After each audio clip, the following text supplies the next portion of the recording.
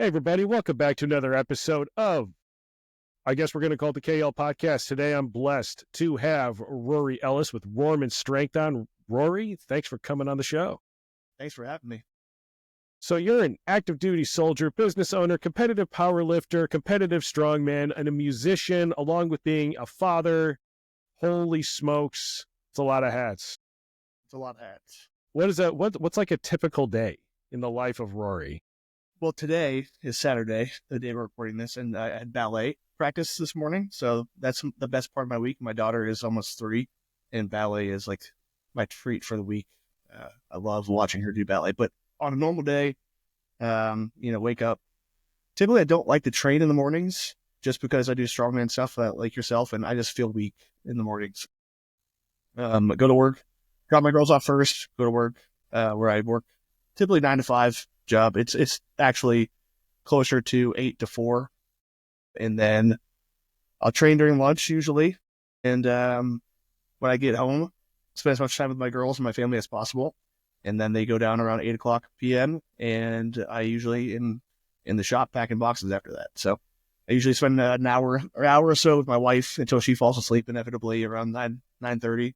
And I'm in the shop from 9:30 or 10 to whenever in 2 in the morning or so, and then I wake up and do it all over again. So you're a normal wake time and a late stayer upper kind of guy. Unfortunately, I'd love to go to bed at 9 o'clock, but the business is not allowing me to do that anymore. Yeah, I'm kind of on the opposite end. Like if we were to take our schedules and just shift them slightly, Yeah, I'm a like 3 a.m. kind of wake up person, in bed by 10. So yeah, I'm going to have to start doing that soon, I think, just because I train on my lunch break, and I train at the gym on post, and it's a terrible gym. All the bars have no knurling. They're bent. They're terrible. There's 6 pairs of 45s. So it's not adequate for the training I do. So I really do need to get up earlier and suck it up and do my training earlier in the morning. Well, it sucks right now because it's cold. It's freezing. Yeah, and so and your shop is even more exposed than my garage is, so I can only imagine. Yeah, that's frustrating. Zero insulation. Yeah, zero. Yeah, and zero insulation yet. So yeah, that's going to be a tax write-off for 2025 for sure. There's a gap. And I realized I got this really nice heater, this 100-pound propane tank that was required with it. A propane heater, huge. It's awesome. I'm like, this is going to do the problem. This is going to solve it. Turn it on. It's not doing anything. So I get up on a ladder and I look. There's a gap this big between the door and the outside world. Just everything's escaping. So just going right out the door. Yeah, it did no good. So I returned it. Yeah. I'm in the middle of trying to justify. I was telling somebody I have an Excel sheet with like all of my equipment, and I have the value, the worth value on it. And so I was talking to someone. They're like, "Oh, well, I mean, it's still a garage gym," and they have no idea like the size and scope. And keep in mind, there's a lot of stuff on my inventory that's actually in a storage spot. It's not actually in the gym setup. So he's like, I mean, $500 or whatever it is, that's a lot for a heater, especially for like a home gym. And I'm like, yeah, so my home gym is X value. And at this point, there's really no excuse other than I have just always prioritized equipment over heat. So I just need to get over myself and do it already. Yeah. Sounds like you need to patch a hole and then do insulation. Yeah. Well, because your day was like, it got up to like 55 the other day, and then it dropped down to like 3, 4, 5 degrees. So the swing in temperature, there's so much condensation all over my weighted out plates are just like dripping. There's all water underneath. So and then even the boxes that I used to pack, I had to throw some of them out because they were like moist. So luckily all the stuff I use is stainless steel for the business, so nothing's corroding, and it's all wrapped and packaged, everything anyways. But I was like, yeah, I should probably at least insulate to keep whatever temperature is there. So there's not the big fluctuation. So that's going to be a project for 2025 for sure. Well, I'm excited to see it. I need to get down and see your place. I think, is Big Carp ever going to go over there and tour your joint? I just invited him over the other day. So I actually just went to his house last night just to pick up some drink spotters for the Massonomics. Yeah. Drink spotter. I saw your video today. Yeah. So I didn't have one. I have one on the way, and it wouldn't be here until it's not going to be here until later next week. And I asked Tanner, I said, hey, is it cheating if I use Carp's drink spotters? He's like, nah, it's fair game. So that was those are all Carps in that video. I was going to say, so he has that many drink spotters? 5. So those were magnetic ones. Yeah, those are the magnetic ones. He has the rack attached one too. Yeah, because when I watched you do the video today, you like walk in your gym and you're pulling them off your rack and stuff. And I was like, I mean, it's a pretty big gym. I can see him having drink spotters all over. But to know that, so like Carb's gym, if people haven't really like paid attention, is not large. I trained there once with him because if you're close enough to just swing by Carbs, the next time I'm in Murfreesboro, I'm going to come by and see you too. Yeah. Because we got family right there in Murfreesboro. Oh, very cool. Yeah, so if I drive 5 minutes one way, I'm in Murfreesboro. So Christiana's is the next town, like south and southwest, kind of. So gotcha. So are you kind of in between Murfreesboro and where Carp's at in Carp's house takes me Shelbyville. I'm sorry, my family's in Shelbyville. Yeah, no, that's even closer. If I take okay. if I take it right out of my driveway, Shelbyville's 10 minutes down the road. It's nice. They live Shelbyville. Wherever that, yeah, Shelbyville, where the walking horses are. Yeah. If they got any of those, right behind the airport, basically, that's where they're kind of at. I know exactly that area. It's right by the distillery. Yes, yeah, the new one, the new distillery is right there. I haven't gotten to go down there and check it out yet. The last time we were there, yeah, I just don't drink that much anymore. I don't drink like I used to, which is probably good. But yeah, it was just less of a priority the last time we were there. But we've talked about it, and it'll definitely be something that's on the horizon. You train on post during lunch, yet somehow manage to look like a mustached Greek god. What's your secret, bro? I just carry my fat all in my belly. That's all it is. I don't know. I've seen you without a shirt on, all right?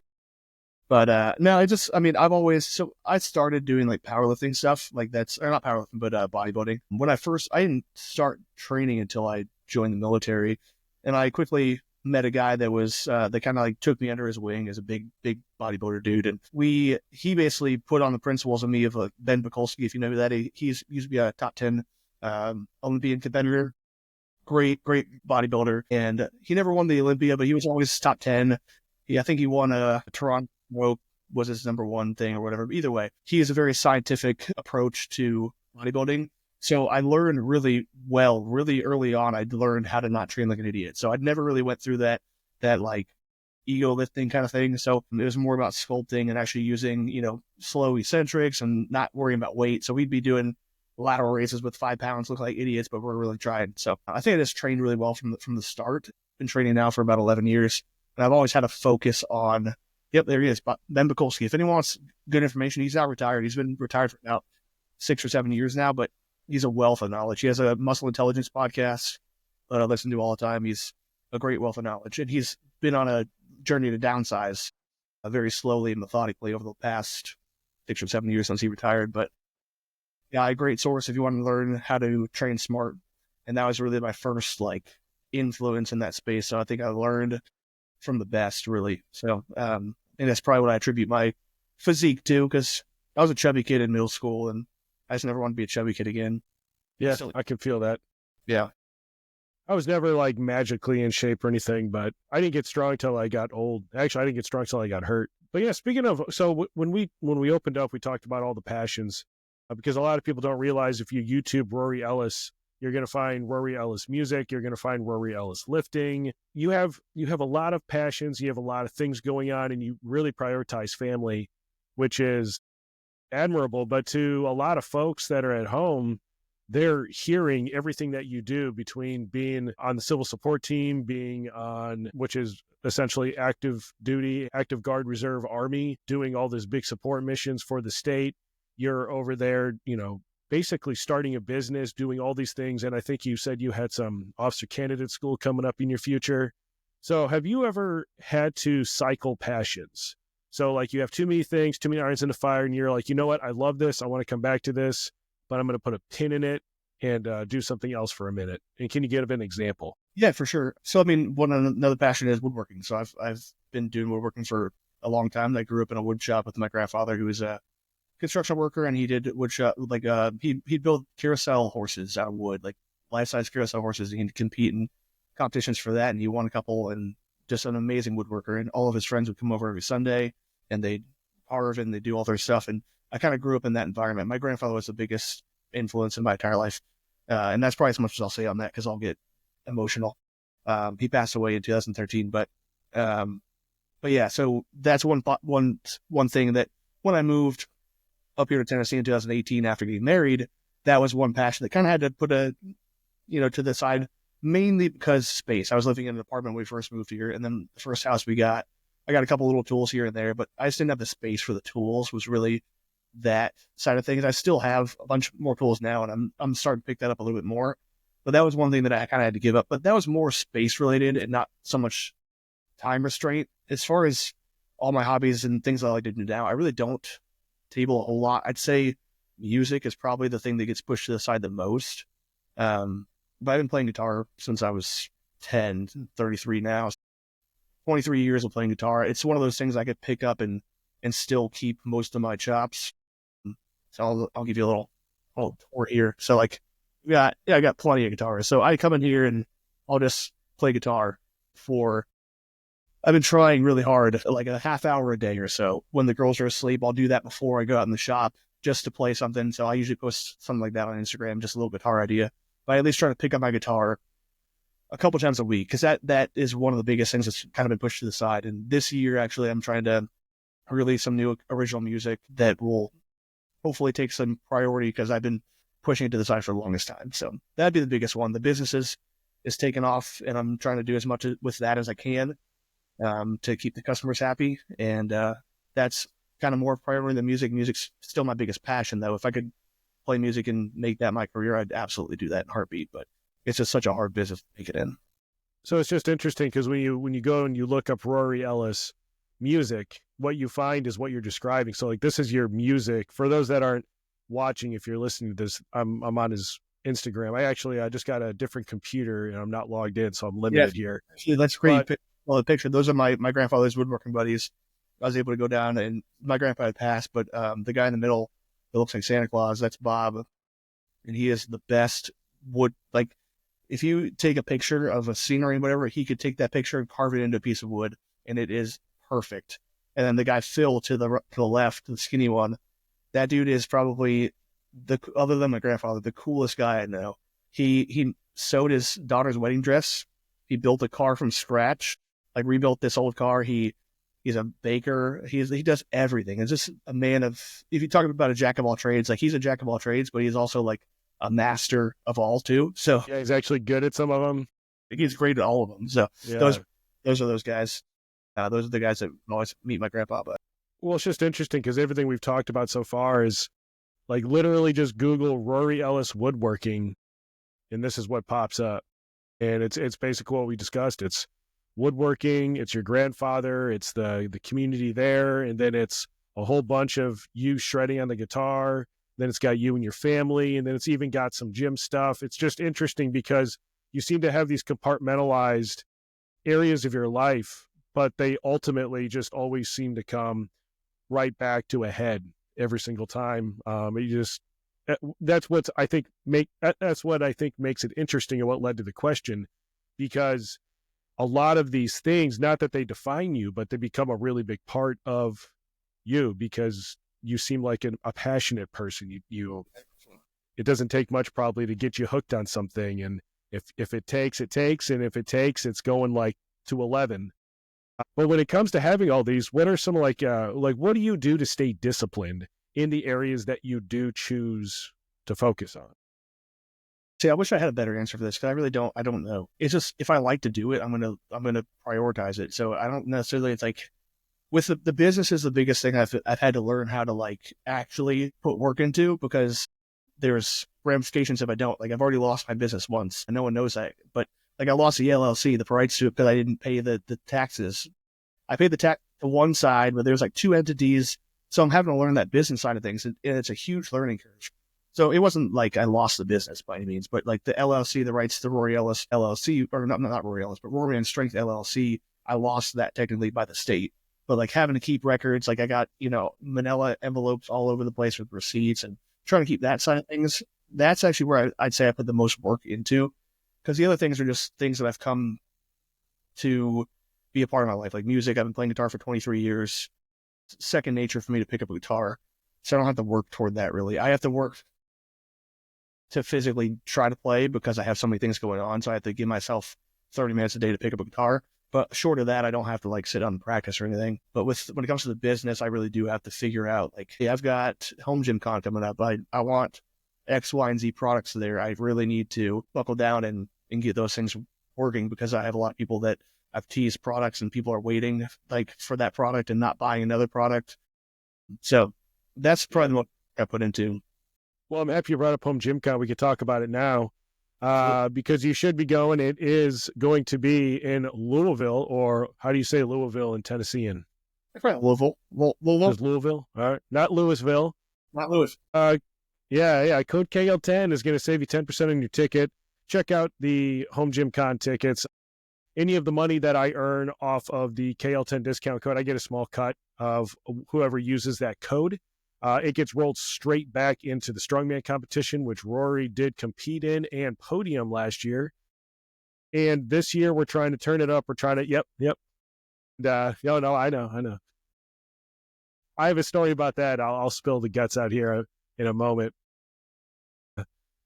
Yeah, we're trying to turn it up a little bit this year as far as not the intensity so much, but just kind of the quality, the whole intent behind the throwdown as a brand, if you will, is to have a quality lift experience for strongmen, and that's going to be for seasoned or amateurs. Trying to make an event that has good quality equipment where people feel safe, but also get to put their hands on some of the best stuff that's around. So again, Home Gym Con, use code KL10. If you're interested in competing, go to Iron Podium.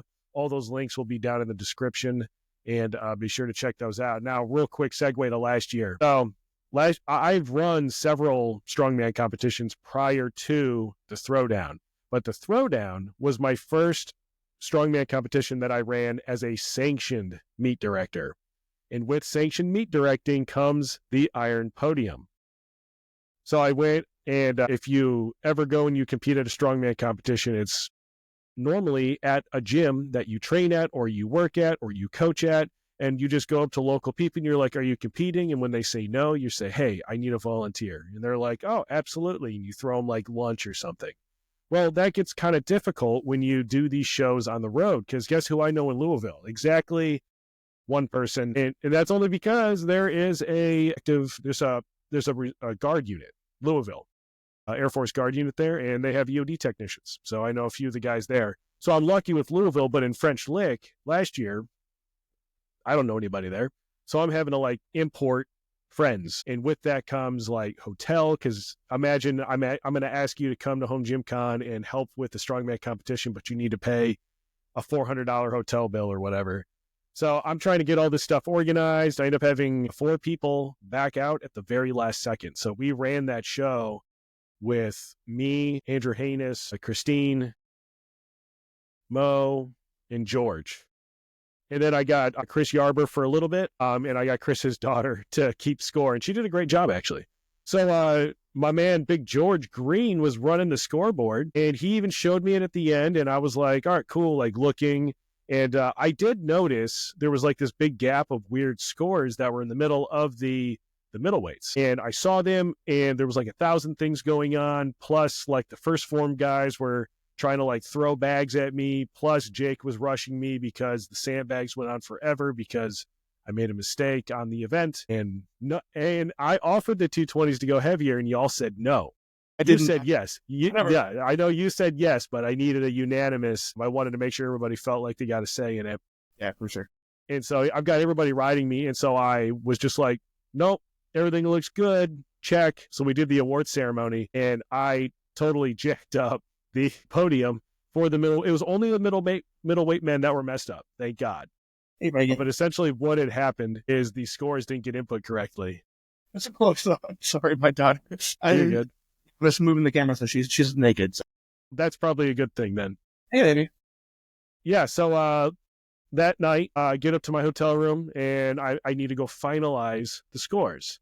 And so I'm going through, I'm a little bit calmer now, pretty mentally spent, calmer. And I notice that all the scores are entered wrong for like the frame event or something. And so it was a stupid mistake. So I went through and like fixed it. It was one of those where like you needed to put a 0 for minutes and then put the seconds. And so I put the 0 for minutes and all the scores lined back up. And I was like, oh my gosh, I've made a terrible mistake. And so I actually ended up paying. Yeah. So the guy who got first was the guy who got fourth or something. And I paid him anyways. Like I paid him out of my pocket because he won and there was cash prizes. And I felt really bad.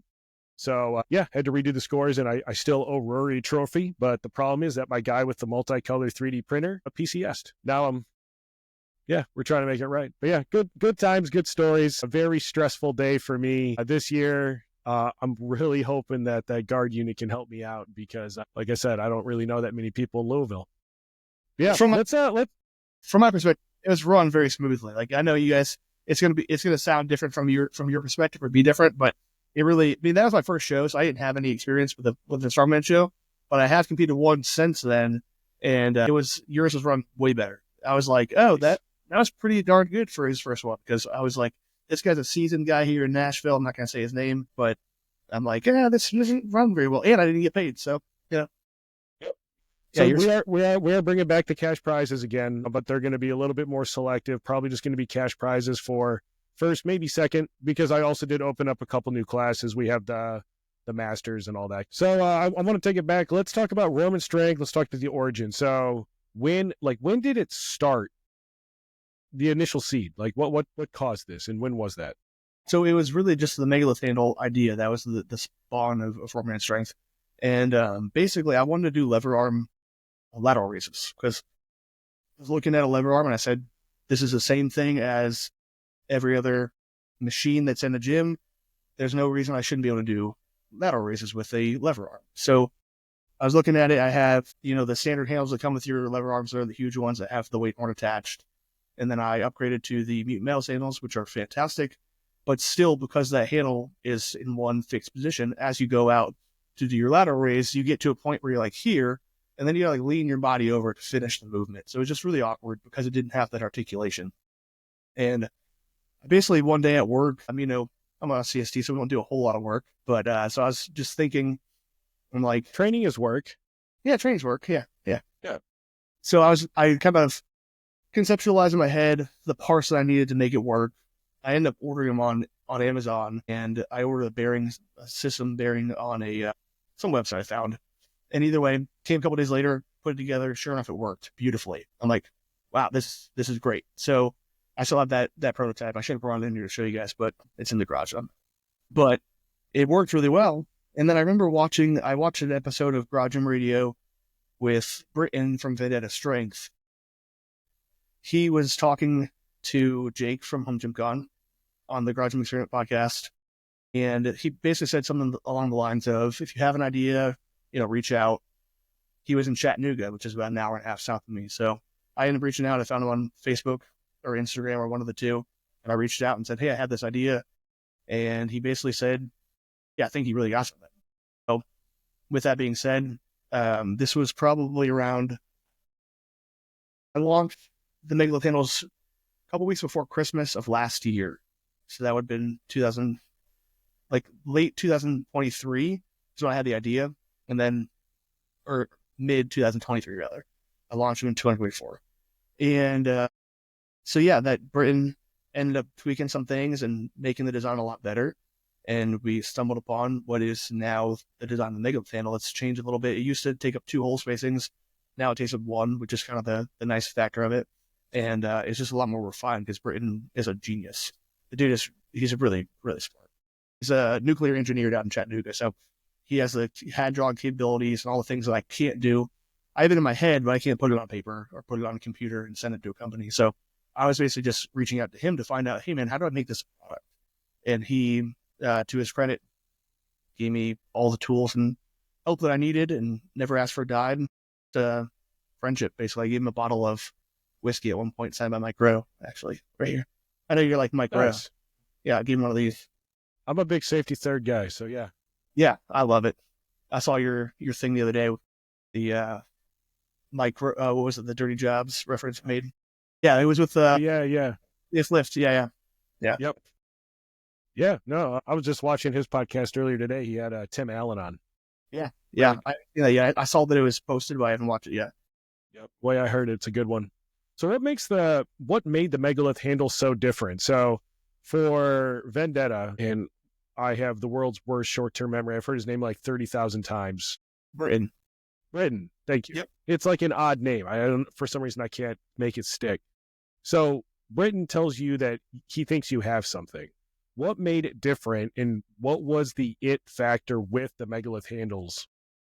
So I think because I looked up I was trying to look online, like there was nothing on the market. The only thing that was there was the Rogue articulating arms, which I actually found out about later. I didn't realize that that was the thing, because if you type in rotating handle, it didn't pop up. All the Google searches I did, and again, I'm not in this space of making products, so I didn't know how to look up different patents and do all that stuff. And Britain did. Britain had all that knowledge of doing things like that, so he was able to help me find that. But the difference between the Megalith handles and the thing they call the AT1, the articulating trolley system handle, whatever Rogue calls it, theirs is like a shackle system. So if this is your upright, it basically shackles on, and it's limited to about maybe 120 degrees of range of motion or so. I'm sure you can pull it up. Whereas mine, it also takes up a couple hole spacings. And if you use the Rogue lever arms, it only has a 1-inch pin. So there's nothing on the market for 5/8, because the way that the trolleys of the Rogue have, they have that bushing at the bottom that's 1 inch, but they could still have 5/8 holes all up and down the lever arm or the rack. So the 5/8 market was completely neglected, which the Megalith handles are in 5/8, so they're no longer neglected. And then the main difference was the Rogue one, again, just didn't articulate nearly as much. So, and then the handle itself, yeah, and it's a great product. But the way it works, you get the most articulation out of the setup that you have right there in the middle. It's at the bottom hole right there. But if you put it above, because it's a shackle system, it's only going to limit the range of motion, which that makes sense. Yeah, so it would bind on itself. So basically, you would have articulation. I think it's also because on the Rogue one, isn't that a bushing? Pretty sure it's a bushing. It's a bushing at the bottom. So I think it's probably only designed to go in the very end. But again, like you were saying, with your intent, that kind of limits. Now with the Rogue design here, it seems like it does a good job of, at the end range of motion. And of course, it's that normal Rogue. But yeah, what you have, which I'll reshare yours, is slightly different. So yeah, a little more refined, a little simpler. I think it was Einstein that said something like to make something as simple as possible and no simpler, something along those lines. I'm butchering the quote, but basically simple as possible, but no more. Oh gosh, I know the quote you're talking about. You know what I'm talking about. One of those quotes. Someone could put it in the comment section. There you go. Little plug for your comment section.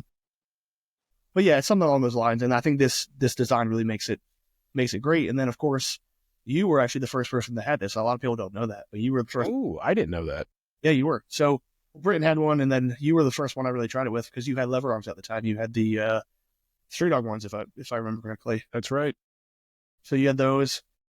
I was going to send them to Brandon, but Brandon basically said, I don't like lever arms. And then he ended up selling them. So I was like, all right, that's cool. Hey, at least he told you that, because a lot of other people just take your stuff. Yeah, no, Brandon's great. I've only had great interactions with Brandon. So he was like, yeah, you're not going to change my mind. I hate lever arms. So I'm like, all right, that's cool. And he sold them like a week later. So I'm like, that's cool. But yeah, and then you obviously, I had the idea in my mind, but I didn't think it was worthy of it or something. But you're like, hey, man, the handles should spin. And I was like, you even showed me the bearings that you use and everything. And that's basically what we use today, is the same style bearings. And yeah, it worked out really well. People really like that feature for sure. So as a big help. The handle spinning, I just remember when you sent them to me, there was a couple things that stuck out. One, that knurl was aggressive. It was. That was some aggro aggressiveness, which I didn't hate. But that's what brought me to this. Has to articulate at the handle. It needs to actually turn, because in your hand, I'll tell you what, yeah, if you had calluses, you didn't have them anymore. Like, that thing was 80 grit sandpaper tearing right through them. Yeah, it was very, very aggressive. The new handles are no longer that aggressive. It's more of a grippy. It's not a volcano. It's still it's more of a mountain, but it's a lot more grippy than aggressive. And they're all stainless steel handles now. So those before, the ones you had were zinc coated. The problem with that, the manufacturer couldn't keep up with the demand I was asking, which wasn't even that high at the time. But then the center holes on either side will also corrode because they weren't coated with anything. So the way they were shipped to me had the hardware inside of them. And when took it out. They'd either be corroded where I couldn't get the bolt out. It was just a mess. So I ended up moving to stainless, and it's been a better product overall. So It's awesome. So outside of the handles, did you have any other roadblocks with design or manufacturing? Any other headaches? yeah, manufacturing for sure. So I realized very quickly that people, I wanted to have the whole thing made in Tennessee. That was like the goal. And I got quotes for ridiculous numbers. Like I'm telling you, one handle, not even a pair, was like $800 for one. And I understand there's setup fees for like one, and then after that it goes down or whatever. But they were telling me to go down to like $300-400. So a pair would cost me about $800. I was like, there's no way. Like I can't make a product. So that was one shop. A couple other people just blew me off. A lot of people just didn't want to work. And then Britton actually got me in contact with his manufacturer down in Chattanooga. They took on the whole thing, and it was a lot better from there. But there's a couple things with the handles. I had to change manufacturers because the quality control wasn't good. And then a couple little things like that, a couple little roadblocks along the way there. But again, having Britton, had gone through those processes before, was a godsend. Like I couldn't have done it without it. There's no way. So yeah, big thanks to Britton there. Huge. It's nice when companies can look out for each other. And Britton's looked out for several people. Yeah. Hats off to him, the nuclear engineer. Do you have any like aha moments ever? Like anything where you were struggling through a redesign and then kind of turn your head and look back and you're like, oh, well, yeah, that was the easiest solution ever. Very recently, actually. So a lot of people don't have this. And if this does become an issue and you're watching this and you have Meglet handles, let me know and I'll send you a washer. So the bolts that I order them in bulk quantities, and the head of the bolt, I can actually show you. The man does not have to go to the garage for this one. No, I don't. So typical bolt is a 5.5-inch bolt. So they're pretty long because you have all this hardware that has to go there, then it has to go through the upright itself, and then it still has to be threaded on. So you probably won't be able to see too much, but this bolt right here, it's not a completely flat surface here. So when you have these bearings, which are very thin, it's a very thin washer and then a needle bearing right there. If that's pushed up against this side right here, that's not a flat surface. So those bearings could over time get bent and damaged, and then all these little needles, if I could expose that part, all these little things here will fall out and be terrible. So it's bad news. So all I did was get this M27. So it's a little bit bigger for a reason, just so it slides over that. And then you have a very flat surface for those bearings to rest against. So it's the easiest solution ever. So now those bearings sit completely flat against the washer rather than sitting against the bolt head, which is not completely flat. So that was like an aha moment where I was just like, what can I do to stop this? And sure enough, it was literally just adding that little washer. If you have Meglet handles and you've had an issue with that and you don't have that washer, hit me up and I'll just send you an envelope. It's a big little help right there. Big little help. That means, you know what I mean? Yeah, I know. Yeah, big little help. Don't you hate when you say stuff on recorded things where it's like, why did I say that? So when it comes to Rorman Strength, and if you can't tell, that's fine. We can talk after the recording stops. But is there any new innovations coming out? Anything big planned for Home Gym Con, or what's your target? I've seen some banners. Yeah, but that's about it. Yeah. So the biggest thing that everyone kind of knows about already is the lateral raise attachment. So the Meglet handles go really well with a lateral raise. That's why they were invented for doing lateral raises. But I want to make a lateral raise attachment that just goes on your rack, comes off super easy. So I won't give away too many details, but Britton and myself, went back to the drawing board a little bit after the Bells of Steel one came out because that looked extremely similar to mine. So good thing with being second in the market is you can make tweaks. So the Bells of Steel one has its own little issues from what I've heard from people that have had it, but ours will be better, and I'm hoping to keep it around on the same price point. It'll probably be a little bit more expensive than the Bells one, if I'm being honest, because I'll have an option that if you already own Meglet handles, you could just buy the attachment and then just put your own Meglet handles in it. So that will there you go. Really drive down costs, because I've already sold roughly 400 pairs of Meglet handles, which is still mind-boggling to me. That's insane to hear that number. But about 400 people have a pair of Meglet handles. So very cool. So that will be a lot cheaper for those people because they don't have to buy the handle portion. And then they'll have an option to buy the whole thing, which will probably be more expensive because the Meglet handles will have to be included, obviously, and those have their own cost. So that's the biggest thing I'm hoping for Home Gym Con. We're getting close. It's end of February already, so It's getting close, Yep. but I'm hoping to at least have a working prototype for sure, if not the actual thing. So other than that, I'll say one for you after the recording. I'll say one for Yeah, you. too easy. Ready to come It's out with okay. that. I've got a top secret still. It's cool. Yeah. I keep secrets. Go on. So speaking of top secrets, in 2013, we were both deployed to Afghanistan. Where the heck were you? I was all over RC South. Where the heck were you? Like, where at RC South? Because I was out of Camp Wells, which I think most people would be more like Leatherneck Yeah, I was up area. a couple times. Were you at Leatherneck? Yeah. Quite a Bro, few were you part of Task Force SAW or something? Like, where the heck were you? times. So basically, when I joined the Army, this is going to shock people too, because most people don't know that the Army has this, but I actually played guitar for the Army band. So that was my first job. And that's what I did overseas. Hence the 20 guitars hanging up here. So basically, I joined the Army to play guitar. And after AIT, I got done all basic AIT, all that stuff. I got a call from Fort Stewart, which is out of 3rd Infantry Division in Georgia, just outside Savannah. And they said they needed a guitar player to deploy to Iraq. And then I ended up doing that pre-mob thing. I ended up leaving, saying goodbye to my family, come back to the unit, because this is like 2 months. I was only at the unit for like 2 months. Learn like 50 songs to deploy, and then I get a call. I actually come back. I didn't even come back, and they say, hey, yeah, deployment's canceled. We're not going to Iraq. I was like, well, if someone could have told me. I was so new that I wasn't on the phone rosters. That was one thing. But then a year or two later, we deployed to Afghanistan in 2013. So play guitar, and our whole job was basically go fob to fob and play music, which is awesome. Nice. Yeah. We did Leatherneck quite a few times. Fob with Sob, Task Force Viper, Fob Wolverine. Yeah. You name it, we were there. I mean, Did you ever go out to like a Red V or? I don't. Gosh, I'm trying to think of. Yeah, there. I mean, there was a whole bunch of cops and fobs all over the place. Quite a few. We did the really small ones. Like we did one where there was like 30 Romanians and like 12 Americans. Like that's the whole base, like 50 people. So we did like Shukvani or something. Yeah. Yeah, I went out to Shukvani. I was there right after they had to breach the wall to pull in the crashed helicopter. Good times. Yeah. We probably overlapped at some point. Yeah, it's kind of weird to think about it. Like I don't recall any specific moments where we would get out operating somewhere and they were like, "Oh, hey, the band is playing." Yeah. But most of the time, I wasn't sleeping inside of cops and fobs. Anyways, most of the time, if we were out on mission overnight, we were just kind of chilling. Yeah. Mostly with the Brits too. So maybe that was what it was. But what in 2013, is that when you started lifting? Well, a couple years before that, when I joined the Army in 2010.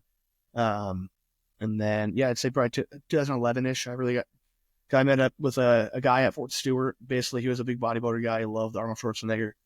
Still one of my best friends to this day. He's actually retiring in a couple of years. He's in Japan for his last assignment.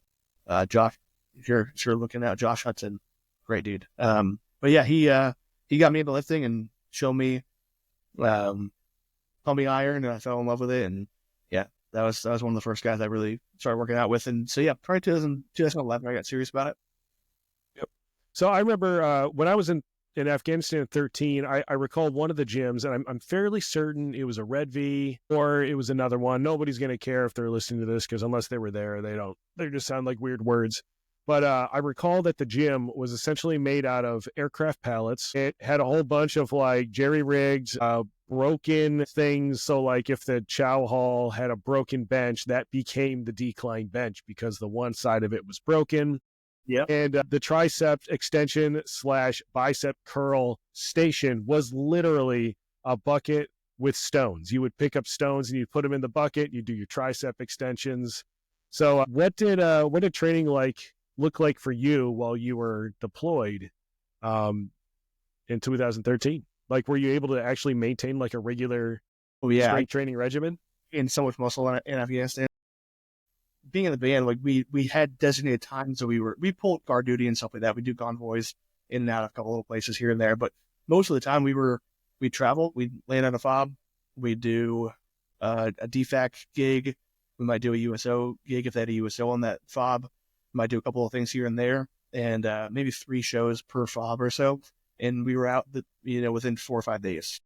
We basically just get a little tent assigned to us, get some kind of barrack situation, and we just lift 2 to 3 times a day, play our gig, and just go back to lifting. So that's all it was: midnight chow and just random lifts in the middle of the day because we were off.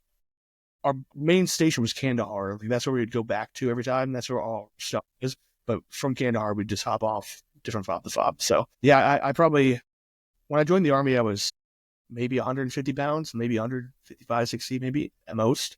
And so in my later years of high school, I was super skinny, and I went through like a little growth spurt, and not much because I'm not very tall, but I went through my growth spurt and I was super skinny. And then I think when I left Afghanistan, I was probably closer to 175, 180. So I probably put on 15 to 20 pounds. You're still pretty lean, but yeah. Yeah, it was a leaner, but yeah, it was, much more. So you've hit some pretty big lifts. So if I creeped you, me and ChatGPT, we creep the heck out of some people. Because I, like you, sometimes I'm pretty decent at internet searching, but I've got so many things going on, I just don't have time to creep on people. So this is what I found. So I'm not sure the deadlift is right, but a 725 deadlift, 575 squat, 410 bench. Nice. All right. Score 1 for the paid version of ChatGPT. 410? 415. Yep. 415. All right. I'm going to tell ChatGPT it messed up. Yeah, tell them it messed up. Yeah. So what's been the key? Like, were those all done separately or concurrently? Were those in competition or in training? What were those? Those were all done separately. My best competition meet, I think I don't even know the total offhand. I only competed in 2 actual sanctioned meets, one full one and one was a deadlift only, just so I could get a state deadlift record for the deadlift only category, which is pathetic. But that's another story. It's kind of like, it's like that. You know the Mathnomics shirt that says like, yes, world champion. It has like 9 different, things. That was that kind of like deadlift only. There was the one thing, but if you look on Tennessee, USPA or whatever the record thing is, my name is right next to Pete Rubish, which is really cool. So yeah, I don't knock that at all. For the record, people can hate on it all they want, but at the end of the day, who's got the state record? Yeah. So, but yeah, those are all done separately. My squat has been something that's really just stagnant in the mid 5s typically. And John Greaves III from Garage and Life like to call me out on his podcast for late. He said it's pathetic, which he's right. It is for a 700-pound deadlift. It is pathetic. But yeah, I think my best total, it was somewhere around 1650 or so. I forget. I did like the 385 in competition. I think my best squat in competition was only like 515 because I messed up and I had to take my second attempt twice. So I didn't zero. Because I didn't, in powerlifting, if everyone doesn't know, you have a minute to call your next meet. So you do your next lift. So you do your opener, which I think I opened with like 485 or 495, whatever it was.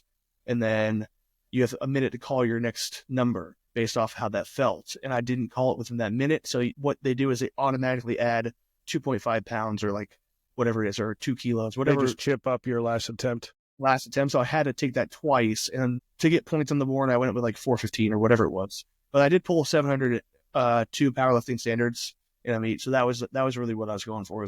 That's my biggest. I think that's my proudest moment. Like to powerlifting standards in a meet, sanctioned meet, 700, 725 was a gym lift, but that was in front of Evan Singleton, which is pretty cool. So yeah, that is cool. But he's local, basically, to you, right? Yeah, like he's just up the road, which is a cool thing. Yeah, very cool. Man, like do you program yourself? Do you coach yourself? I know I've seen a lot of videos with you and, my gosh, not Evan, but same crew, but the guy who doesn't compete anymore. Adam Dirks? Yeah, Dirks. Yeah. I've seen stuff with you and Dirks. Thank you. Again, Adam Dirks. Yeah. Sorry, explosions are rough. Yeah, so like who does your programming? Who does your coaching? So I've done all my programming and I'm really bad about logbooks, which I actually admire you because you're a log, right? Like you log everything. Yeah. So I've never done it. I've never done that. I've only followed one program, and that was actually the Ben Mikulski program. I think it was like his math program back in the day, and that's like I followed it to a T, and that was the only time I've ever tracked anything, and that was back in like 2014 or something when I was active.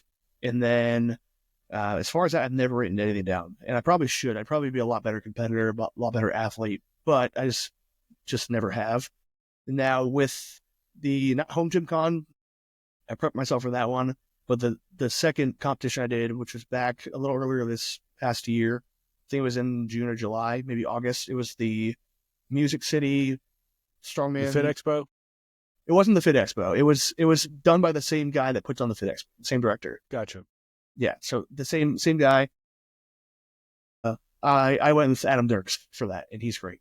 He's fantastic.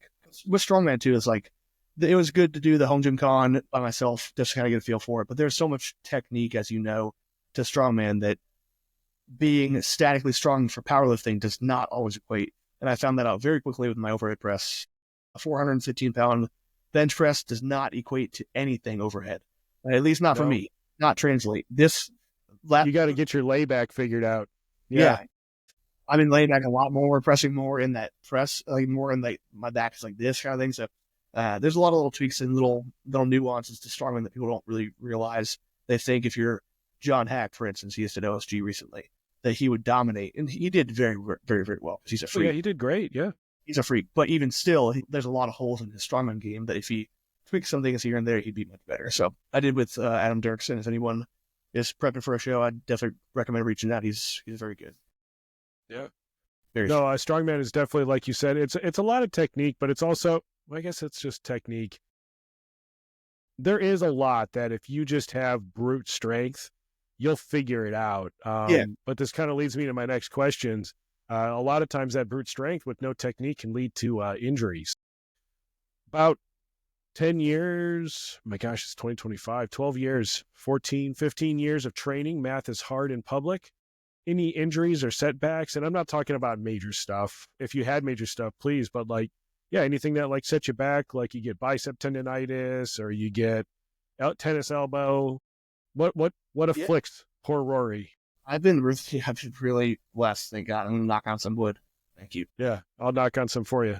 Yeah, thanks. I've been really, really lucky. So when I got out of the Army in 2015 and went to school for physical therapy, and when I was in school for physical therapy, being around a bunch of PTs and my professors, it helped me a lot because I actually did end up probably just spraining or straining my like teres minor is what we kind of diagnosed, where it was like if you touched it, it was super sore, and I couldn't do any external rotation this way. And I figured that out when I was playing guitar one time. I had a gig, it was like a 3-hour gig down in Tampa with my band at the time, and when you play guitar, you externally rotate your arm, and that was excruciating. I had to kind of set short. My lifts were all weird. But never got an MRI, so I don't know for sure. But my professors at the time diagnosed it with probably a teres minor sprain or strain or something like that. So that was the worst, and I actually do know what caused that. There was just a stupid an apartment gym workout at the time. It was Thanksgiving, so all the gyms were closed. And we had this, I think it was Precor maybe. There's one machine in the gym that's actually really awesome. I wish I could find one. There's a preacher curl, overhead, tricep extension combo, and I just did like 15 sets of each, just arm dated to death. And I remember feeling like this pump sensation in my left arm that didn't go away, and I was like, that's weird. And then the next day it felt weird. I turned that was weird, so that got bad. But other than that, I've been really, really lucky about being injury free. I'm suffering from probably just some patella tendonitis. I do need to get an X-ray and then an MRI. Soon on my right knee. That's been hindering my squat quite a bit, which is why I still haven't hit 600, which is very disappointing. But yeah, it's a sore. And then push pressings, that every time I push press, I did some long stuff today. It was sore after that. It's nothing major, but it's just nagging. So yeah, all I've been very, very lucky. Yeah, that's awesome. So going to your music a little bit. So guitarist, singer, songwriter. I know you sent me a track. I've seen some of your other original tracks as well. I think on your YouTube, if I'm remembering right, I think you have a YouTube. That's old stuff on YouTube. Yeah, I have it up to date. So where did that start? Like, where did the love for music start? Oh, very, very young. So going back to my grandfather, the woodworker, he was also a musician. So he was a police officer back in like the 70s. He ended up getting in a motorcycle wreck and had to retire from that. But he was a singer before he joined the police force. He was actually accepted into Juilliard, and he ended up not doing it because he had a family at the time, or he was growing a family, or I don't know the exact story. He's not alive to tell me it, but yeah, he was a very good vocalist and singer and guitar player. He owned a music store with my grandma, and my grandma's also very musical, great singer. She plays piano.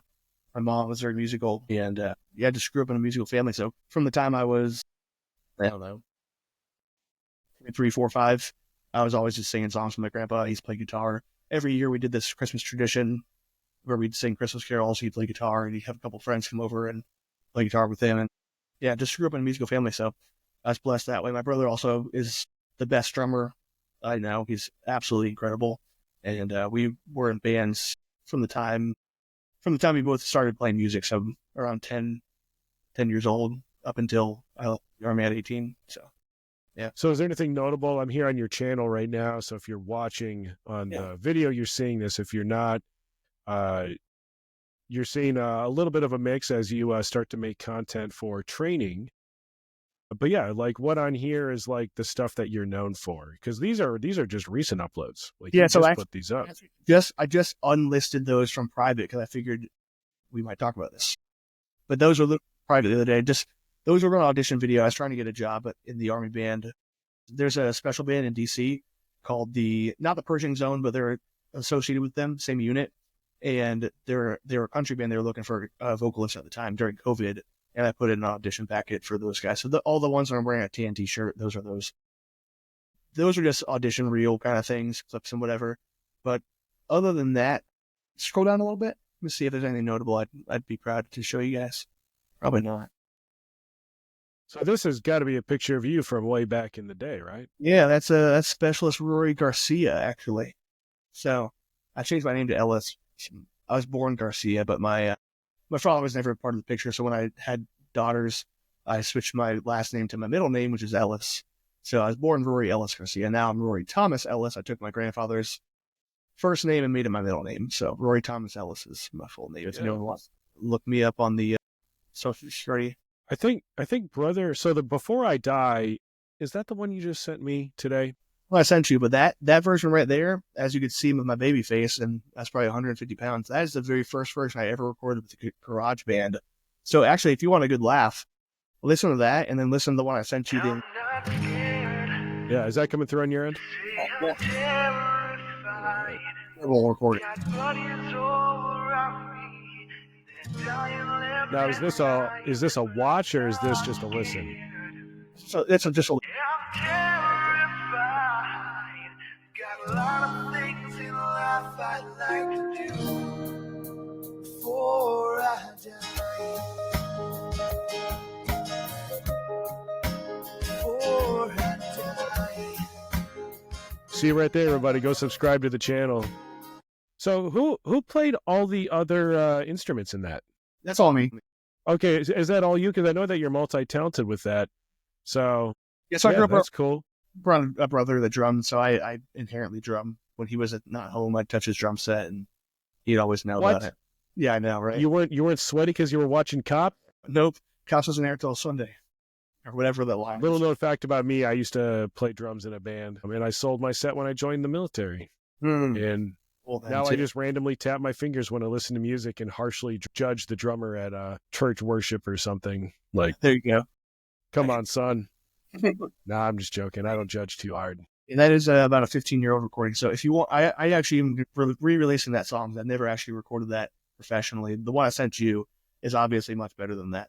But so if you guys, I promise the content of the quality of the music has gotten much better, much better. Well, I didn't think it was all that bad. I actually got a funny story about, so when I ran our preliminary course in Texas, so the preliminary course, for those that don't know what it is, which is everybody, is where we send people after basic training so that we can teach them how to pass EOD school, which is interesting. You have to have a school to learn how to do a school. But I had this one gentleman, and he was the worst ever. And he had a super high-ranking, like, uncle or something. And I'm talking like 3 stars on his shoulder type of high ranking. Yeah. And I had to fail this dude out of the course like 8 freaking times. But we Google people before they show up. Yeah, so we found this guy. And he sounded, I probably can't, I can't say that out loud. He sounded like Hanson, but worse. There was another word that was used.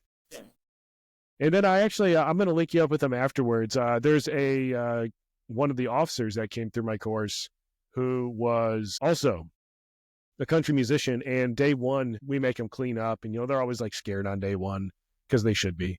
And so we're like, all right, you guys have been really good today. I walk in the room and I'm in charge of the course. I'm the senior NCO there. I'm like, you guys have been really good today. And what they don't know is I got my instructors queuing up the projector and the sound system in the room, because turns out that Captain Brennan Bosworth is a country music star. And he's got a real sultry Josh Grayson or, like that deep, like, oh, wow. And so we start doing cleanup. And they're like rushing to do cleanup, because in the military, and you get told to do something and you're new, you do it as fast as you can. And then we're like, all right, you guys are doing good. And we're like, we're going to play music, and we turn the music on. And all of a sudden, and the captain, there's only one officer in one of these classes, if there's an officer. And they are terrified because they know we're going to Google him. And so he pops his head up and he's just like, no, they found me. That's great. But I'll link you up. And then Brennan Bosworth, awesome person. Another very talented country musician you should link up. What's your creative process like? So when it comes to writing music, back when I was in high school, used to play in a band. It wasn't country. It was more like early 2000s rock, late 90s rock. What's your creative process like? Because ours was just kind of like go out in the garage, jam for a while, and see what happens. Yeah. So when I was in bands, so I used to, country is kind of funny how I stumbled upon that, but growing up with my brother, we were in like a rock band. That rock band got a little heavier as we found like Metallica, and then Metallica turned into heavier and heavier, basically. And then we found a band called Dream Theater. Yes. Yeah, so Dream Theater is my favorite band. I just saw them a couple weeks ago. I've seen them about 10 times. I've seen the guitar player a couple times on solo rigs. I got two of his signature guitars right above me. They're my favorite guitars.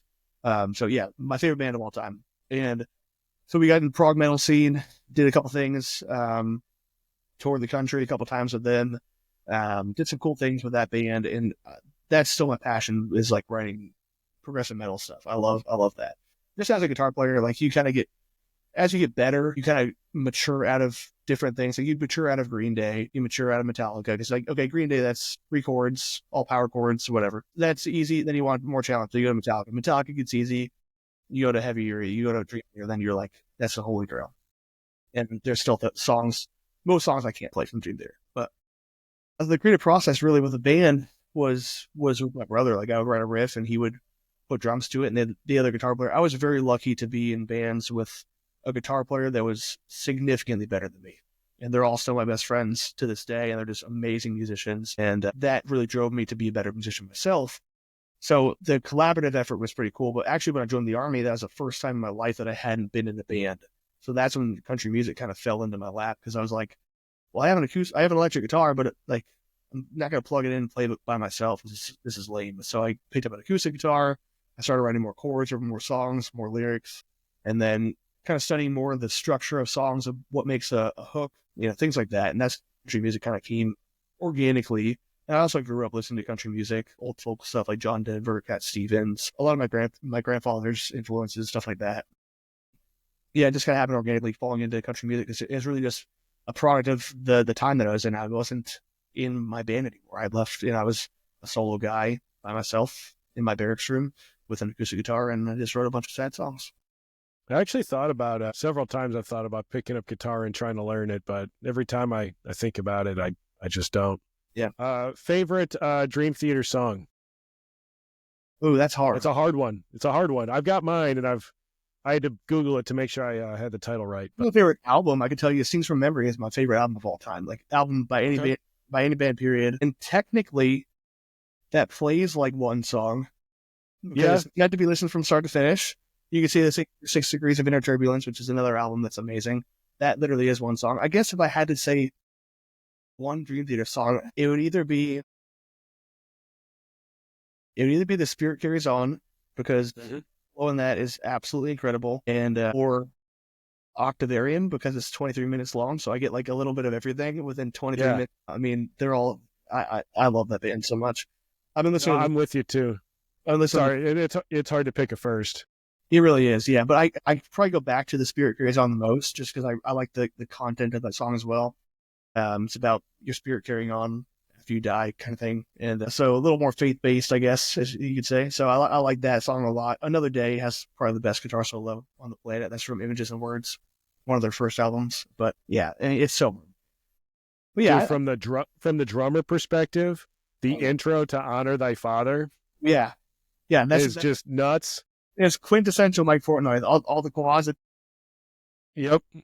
And then I think my favorite song that I just enjoy is The Enemy Inside. And again, for me, a lot of music I used to be so focused on drums that I didn't particularly care what the singer had to say until I became a Neil Peart fan and really kind of getting into studying Rush. And for those of you that don't know anything about Rush, the band, Mike, yeah, Neil Peart wrote all the lyrics to all the music that Geddy Lee sang. And so that kind of inspired me a little bit, but then I kind of went back to not really paying too much attention to the words until in Texas, our neighbor came over and we used to just train together in my gym because that's what we do. So we had this amazing group that would meet and we would all train together at 8:00 at night. And Starsha looked at me one day and was like, we were talking about the words of a song, or she was. And I was like, yeah, honestly, like, I don't know. Like, I don't understand what this song means. And she's like, how do you not understand what the song means? I was like, well, I don't listen to the lyrics. Like, I am purely in it for the music. And then she kind of like challenged me and I went like full weaponized ADHD after that. And like really started diving deep on some of the lyrics. And here's the problem is it straight up ruined some songs for me. Like some of the songs I used to love. Well, now I'm like, no, this is terrible. Like I've got some values that are corrupted here. And then other ones like The Enemy Inside for me is one. And again, it's a lot of introspection type stuff. And that's one of the things I like about music is it can be, not only is it from the songwriter perspective, like a part of what they may be going through, for the song that you sent me today, there's definitely a lot that we've talked about during this podcast that seems like it came straight from it. Like it was literally part of the song. I had some of those written down after listening to the song this morning, like I was going to ask you about, but we've already been there. So it's fun because not only from that perspective is it something, but it's also from the listener, because the listener may listen to something and hear something completely different. A good example of that just recently is The Weeknd, and he has a song called Open Arms. And again, kind of, I'm all over the place eclectic wise. Super good song. Like honestly, when you really break down the lyrics and you listen to the words, super good song. People might not like the techno-y part of it, but I can't say I gotten into a whole lot of music. It's not that I dislike it. It's just not my forte. But I mean, there's a Swedish songwriter named Max Martin who's, from a songwriting perspective, he's a genius. He's written more songs. Probably no one listening to this podcast has ever heard of a guy named Max Martin, but you have heard at least a dozen of his songs. He's written. What's his name? Max Martin.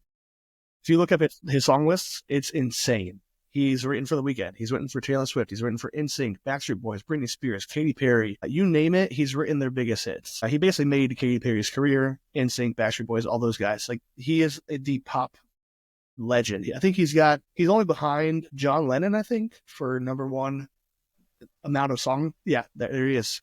If you look his songs, again, he's just a songwriter. He doesn't have his face associated with music. Yeah, look at that. Backstreet Boys. So we're talking like Celine Dion, Dennis Pop. And not just like, B-side tracks or like, filler songs, like the hits. Katy Perry, because Avril Lavigne, it's all over the place. Ariana Grande. Basically any of Taylor Swift's new pop stuff is all Max Martin. So it's funny, I was about to bring up, I was like, I wonder if T Sweezy's on here at all, because, her old thing was that she always wrote all her own music. Yeah, she does not. I don't blame her. I wouldn't. I wouldn't either. There's people that get paid to do that are really good at it. Yeah, for sure. Yeah. Is your biggest show that you ever did, was that the Broadway in Nashville? I mean, I start playing Broadway almost every week, almost a couple times a month now. So I wouldn't say Broadway is just like, if you've ever been to Nashville, it's just a strip. It's like 3-4 city blocks, and there's just bar after bar after bar. So I play Broadway all the time. So I wouldn't say that. I mean, the biggest ones I probably played were I played with a band called Look Right Penny. They're actually that's progressive.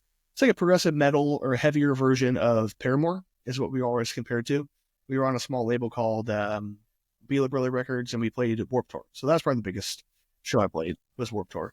in Florida. So if anyone wants to look up that music, I still stand by that album. That album's great. It's called Sugar Lane on Spotify. It's on there. Look right, Penny. It's the only coin, the only U.S. currency that looks to the right. So that's where the name came from. Okay, gotcha. Name the band. I joined the band after I left my band. I joined that band, and I was in the Army at the same time. And then they ended up moving to California, and the band just kind of split up. But yeah, that guitar player actually, if anyone's interested in music, I highly recommend looking up a band called Cold Barbies. Very interesting name. Cold Barbies is my buddy Cody Embry, and he is single-handedly the most talented musician I know. He does everything himself. It's all vocals, the drums, bass, mixing, engineering. Everything is all himself. And he's putting out a progressive metal EP soon, I believe. Just listened to 3 songs he sent me before he released them, and they're just cool. But yeah, is the puppet one of the? That's one of them. He's got, and the cool thing with him is he has different songs. One of the best guitar players I know. Every song is a very different genre, but it's all sounds like him. It all sounds like the same band, which is just him. But if anyone wants to listen to a great band, this guy is incredible. I told him that he needs to be.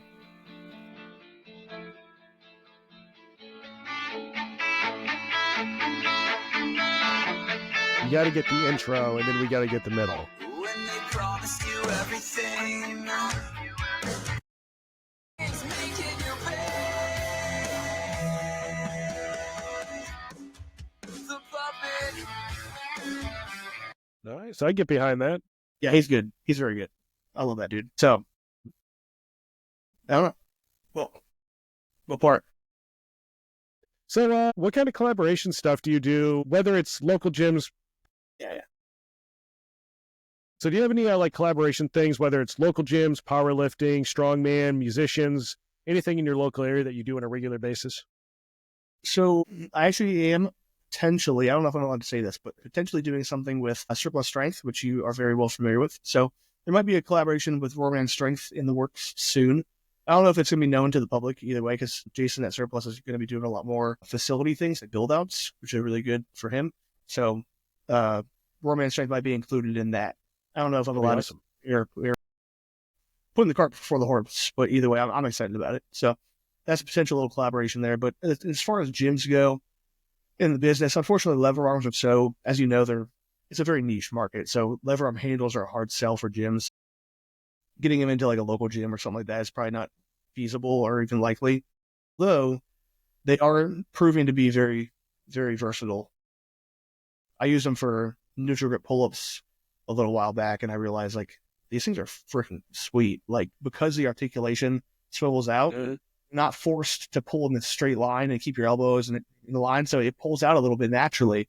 Like you don't try to move it out, but it just does and just feels really good. Musically, I'm always just trying to just play as much as possible. I played down in Nashville on Broadway about twice a month. I actually had a gig last night. I have another gig Saturday night coming up Saturday, and I usually play about 2 to 3 times a month. So I've limited my time down there. I used to play every weekend, probably 2 to 3 times a weekend. But I'm a father of 2 young girls under 3, and my time at home is way more valuable than playing downtown. So I don't play out as much as I'd probably like to, but I also like my time, so I don't feel like I'm missing anything by not playing down there.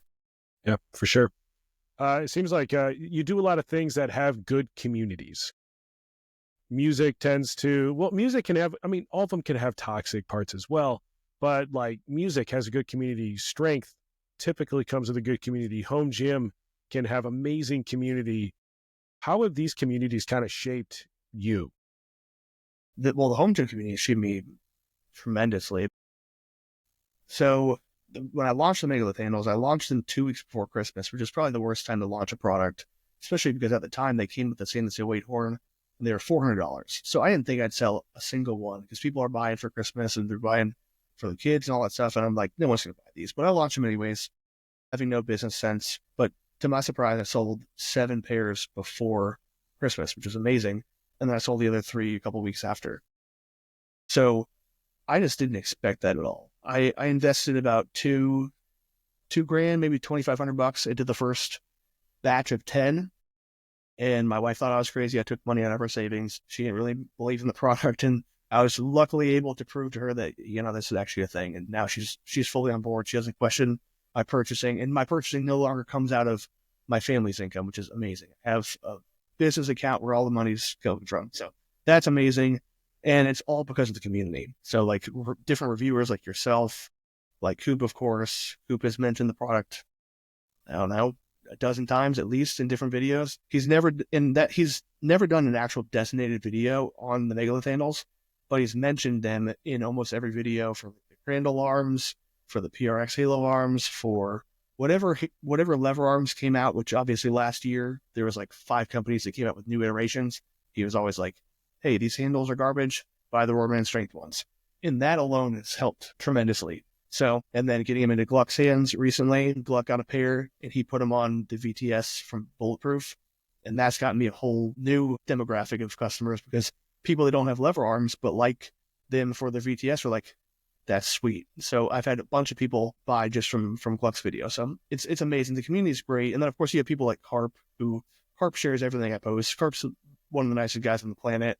And just the community as a whole, you got Kyle, Mike, Jake from Project Experiment, all those guys are just, it really is a community. When I try to explain it to people that don't know, that aren't like in the know, they're like, oh yeah, you have a home gym, you have dumbbells. Like you were saying earlier, like you don't understand what I have in my gym.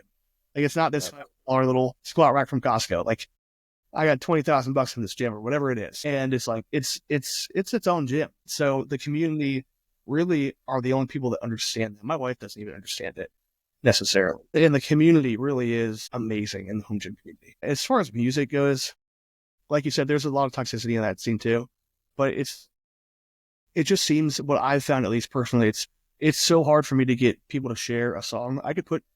It could take me, some songs take an hour to write. Sometimes they take a day.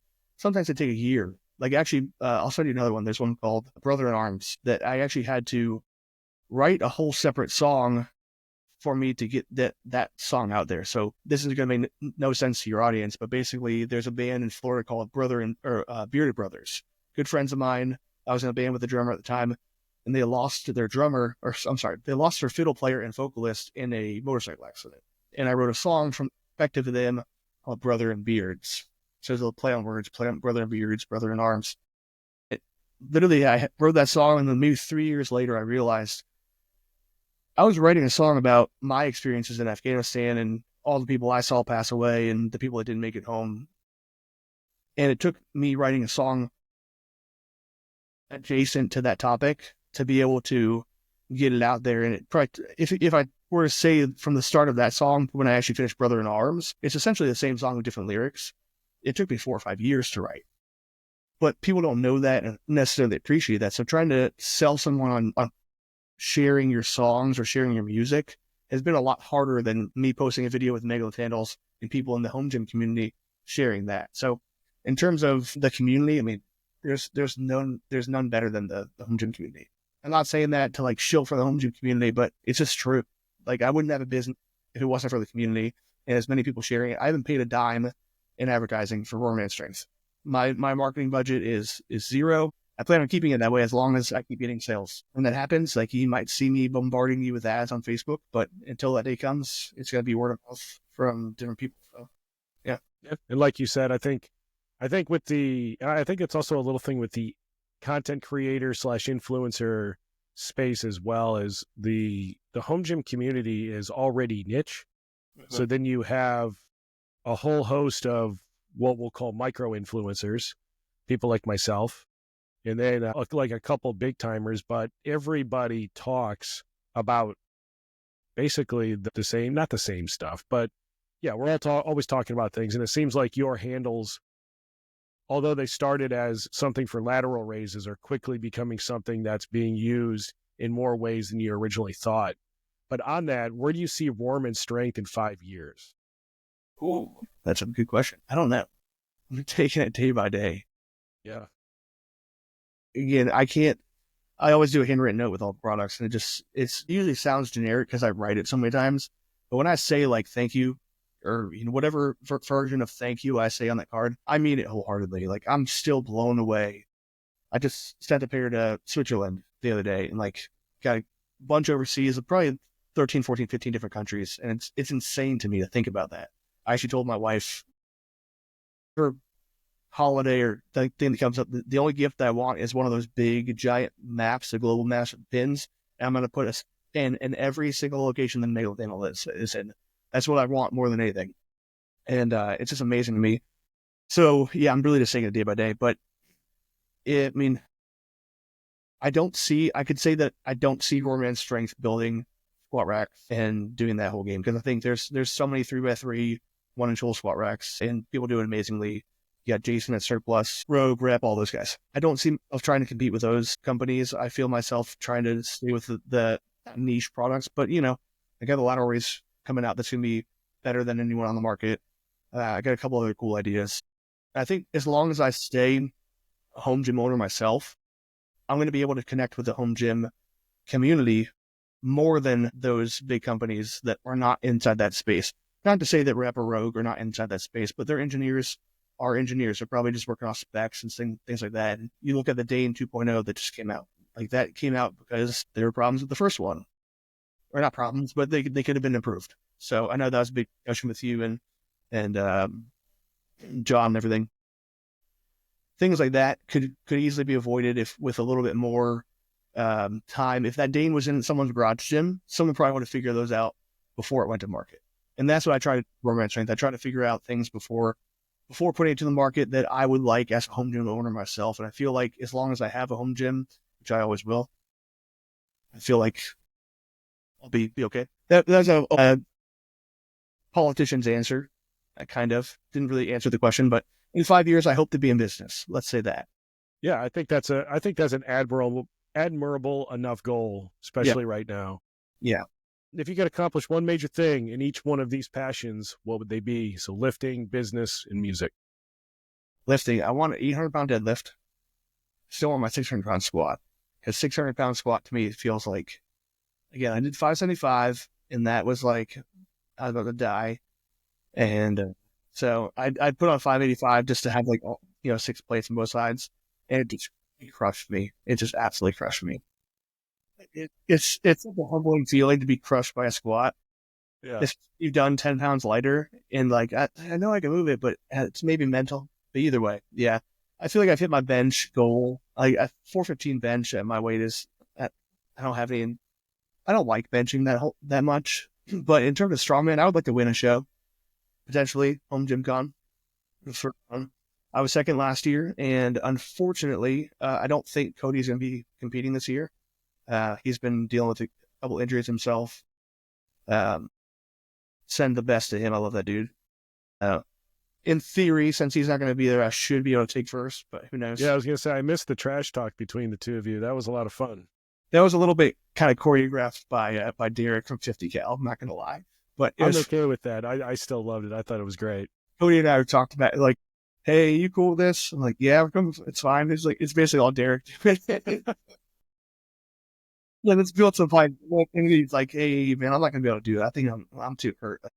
He's got a couple little issues going on with his knee and everything, so I won't air his dirty laundry. But he needs to get healthy first, and I wouldn't want to compete with him if he wasn't at 100%. And that guy's insane. He's a very good competitor. I remember he walked up to me last year and he's like, hey, I've been training sandbag with no shirt on. Can I take my shirt off? And I was like, yeah, that's fine. I kind of looked around and I was like, I don't even know why I'm checking. Yeah, it's a strongman comp. Do your thing. Yeah. He took his shirt off and I was like, it's a shred. Damn, bro. You are shredded. What's up, Marius Lightweight? Yeah, exactly. Exactly. Yeah, no, he's a great dude. So yeah, I'd like to win a strongman show. Maybe make it to a bigger show like OSG or something like that. And do decently. Top 10 would be cool or something like that. Again, my family is priority number one, and anything that takes away, as long as strongman is still fun to me, I'm still going to continue to compete, and it's still fun right now. And then music. At this point, I've been playing guitar for about 23 years. I played with some. I've done a lot of cool things in the metal scene. I know a lot of big artists in that world, and I've done a lot of cool things there, but as far as music now, I kind of shifted to being more of a songwriter. Honestly, I have no intention the more I think about it, I wouldn't want to be on stage 100, 200 nights a year touring again. Like I did a couple short tours that are like a month or two long, like 30 dates or so. And I was 18, 17, 18, 19. That's a different world. I have 2 girls now. I just want to be able to provide for them. If I can provide for them a good life through music, I think that's probably goal number 1. That'd be awesome.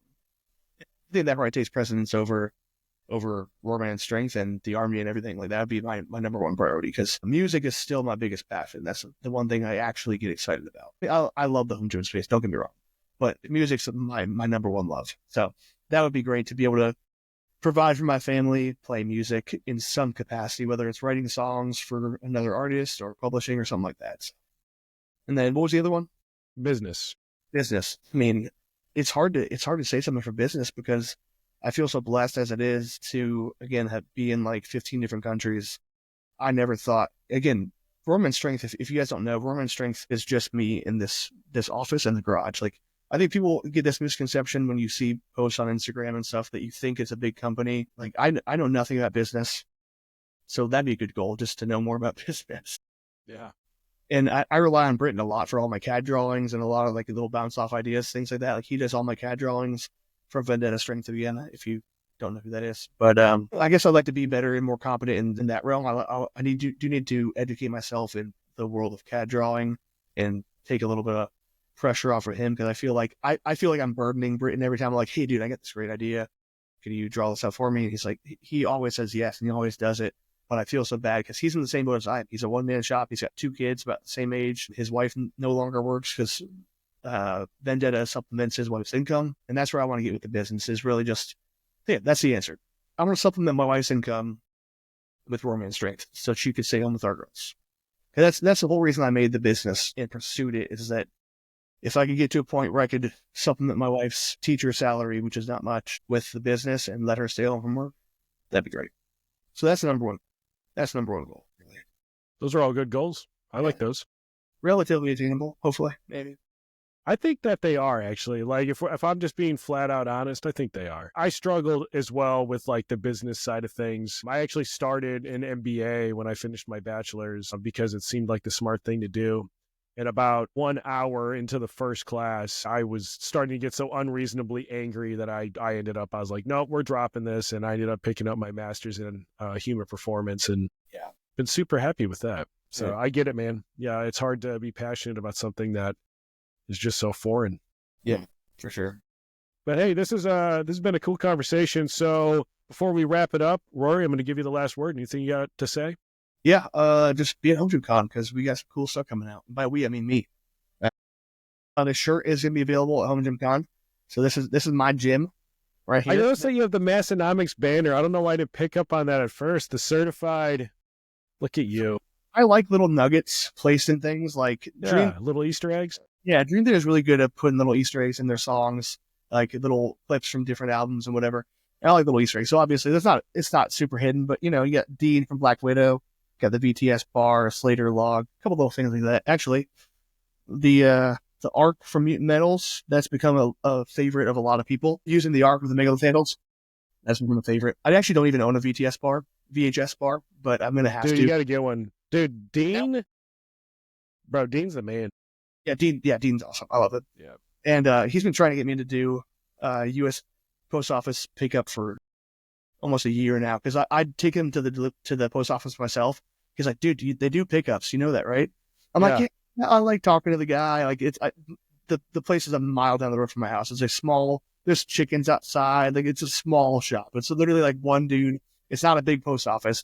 And it's almost quicker for me to just like, hey, I packed a box. I'm just going to drop it off real quick. And he's like, no, dude, do the pickup. It's great. I'm just like, every time I post, when I'm calling out the names in the back of my car or whatever, he's like, do a pickup already. I'm like, Dean, I just want to talk. I'm selfish and I do pickups. But I use Pirate Ship to do all my shipping. Yeah. So yeah, it's just a part of the process with that. So. Yeah. If it gets busier, I probably will. But I mean, it's so convenient. I could pack, like, I can get an order right now. I could pack the box in my garage as long as I have all the parts and drive it down as long as they're open. And it takes me no time at all. So rather than schedule pick up and make sure I'm home, or put them outside the box and make sure it doesn't rain or something. But I know I said I was giving you the last word, but I I like talking to my post office delivery guy. Me and my wife are just talking about it today. Yeah. If I'm not at work, I'll try to meet him at the mailbox. And I just enjoy talking to the dude. He delivered mail in the freaking army, like back at NAM or like whenever the heck he was in, because he is old. Like he is seasoned. And I just like talking to him because he's just an old grumpy veteran who delivers mail. And unfortunately, when I get things sent through the U.S. mail, that old man's got to haul it up to the doorstop. So I usually try to hook him up. Yeah. No, I like talking to the guy at the Christiana post office. It's cool. So, yeah. But anything else? So any other last words? No, just be at Home Gym Con. Go to Home Gym Con, use code KL10, save you 10%. Yeah, for sure. And All right, then, cool. Hey, that money will go back to my prize money when I win first. yeah, absolutely. Well, we're trying to cover hotel money first. All right. But we'll get there. I don't take anything home. It's actually, this year is a benefit for the EOD Warrior Foundation. Yeah. So I will literally take nothing home. And last year, I think I took negative like $1,200 home with me. So yeah, this is something I do for passion too. But yeah, Rory, hey, thank you for taking the time. The whole point of this is just to kind of, I don't know, like lifting's cool and gyms are cool and all, but I like to talk to people because I'm fascinated by people. And you're one of those people that are really good at a lot of things, and it's a lot of fun to talk to you. So I appreciate you taking the time. I appreciate you being a good father. I appreciate you just being who you are. I talk a lot of smack to you over text. I talk a lot of smack to you over, I think some of them are public too. So hopefully people don't think that I'm serious, but if I'm not talking smack to you, it probably means I don't like you. So, well, you're the one that knows what a CST life is like. And, yeah, Air and Army are to make fun of each other. That's what it is. Yeah, for sure. Yeah. No, if we weren't, then, I mean, it'd be boring to live. Like, come on, people. Exactly. So, and I'll shoot you retirement. So today would be 76 days from retirement. So, yeah, buddy. So I will shoot you an invite. And to everybody listening, check out the show notes. Check out Rorman Strength. Check out his Instagram. His music will be linked down there. I appreciate everybody that watches these shows. Do all the YouTube things. I'm not even going to say because that's dumb. So appreciate you guys, and I'll see you next time. Thanks, Kurt. God bless.